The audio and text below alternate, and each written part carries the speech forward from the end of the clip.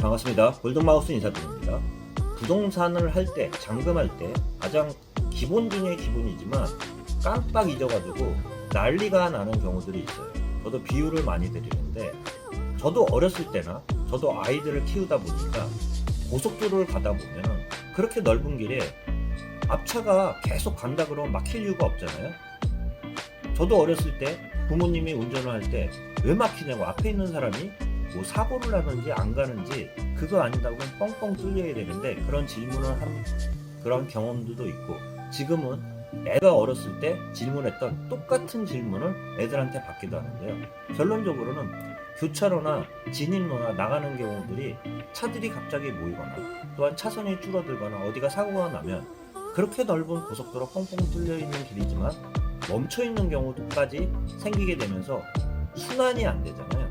그렇기 때문에 기본만 알면은 당연히 막히는 경우들이 없을 텐데요. 서로는 길었는데 부동산 잔금을 할 때도 기본 중에 기본이 대부분 아주 사소한 일이지만 지키지 않으면 고속도로에서 꽉 막히는 것처럼 이사가 진행이 안 되면서 꽉꽉 막히는 경우가 있는데요. 말씀드려보면 요새 주택 같은 경우는 아무래도 100만 원대들이 아니잖아요. 뭐 많게는 뭐 10억이 넘어가기도 하고, 뭐 1, 2억은 우습게 큰 돈이 왔다 갔다 하는 게 부동산이다 보니까 전 같은 경우는 현찰로 10% 찾아가는 경우도 있었지만 요새는 대부분 송금을 하게 됩니다. 송금을 하지만 저도 말씀을 드리지만 그 잔금을 잡을 때 그렇기 때문에 우리 젊은 사람들 같은 경우나 어느 정도 나이가 있는 분들 같은 경우도 인터넷 뱅킹이나 스마트 뱅킹에 익숙한 분들 같은 경우는 상관이 없겠지만, 연세가 드신 분들 같은 경우는 아무래도 실수 확률이 있기 때문에 스마트 뱅킹이나 인터넷 뱅킹을 이용하지 않고 은행 창구에서 노는 분들이 있는데요. 주말에 잔금이 끼게 되면 항상 이런 문제가 생길 수밖에 없는데요. 은행 창구를 이용하시는 분들 같은 경우가 아무래도 보통 부동산이라는 게 고속도로에 차들처럼 쭉 연결되어 있다고도 할 수 있습니다. 매매가 되던 전세가 되던 이 집에서 잔금이 치러져야지 다음에 또 넘어가는 거고, 그 다음에 또 넘어가는 거고, 계속 연결되는 경우들이 있는데요. 주말이기 때문에 송금이 안 돼가지고 여기서 처음에서 꽉 막힌다 그러면 두 번째 이사 가야 될지 세 번째 이사 가야 될 집이 송금이 안 되고 돈이 이동이 안 되면서 꽉꽉 막히면서 이사가 난리가 나는 그러한 경우들이 있습니다. 대부분 주말에는 잔금 처리를 하지는 않습니다.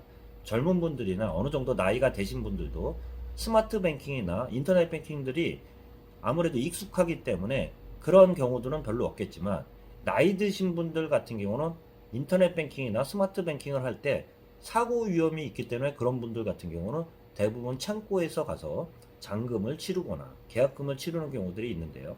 특히 주말에 어쩔 수 없이 부동산이나 일반 같은 경우는, 일반적인 케이스 같은 경우는 주말을 피하게 되는데, 또한 직장인 같은 경우는 다니는 분들 같은 경우는 주말밖에 시간이 안 되기 때문에 잔금에 주말이 끼는 경우들이 있습니다. 그럴 때는 젊은 분들은 상관은 없겠지만 나이 드신 분들이나 특히 인터넷 뱅킹이나 스마트 뱅킹을 하시는 분들 같은 경우도 1일 이체 한도나 1회 이체 한도에 정해져 있는 금액들이 있기 때문에 잔금 기준일에 맞춰서 그 금액 이상으로 이체 한도를 늘려놓지 않으면은 그 잔금 처리할 때 한도가 초과가 돼가지고 잔금 처리가 안 되는 경우들이 있습니다. 그렇게 되면 아까 비유한 것처럼 고속도로에 차들이 막히는 것처럼 어느 한 군데에서 오전에 잔금 처리가 안 되면 그거를 받고 다시 이사 가야 되는, 그러한 순차적으로 계속 연결돼야 되는 부동산들이 꽉꽉 막히면서 그날 잔금일에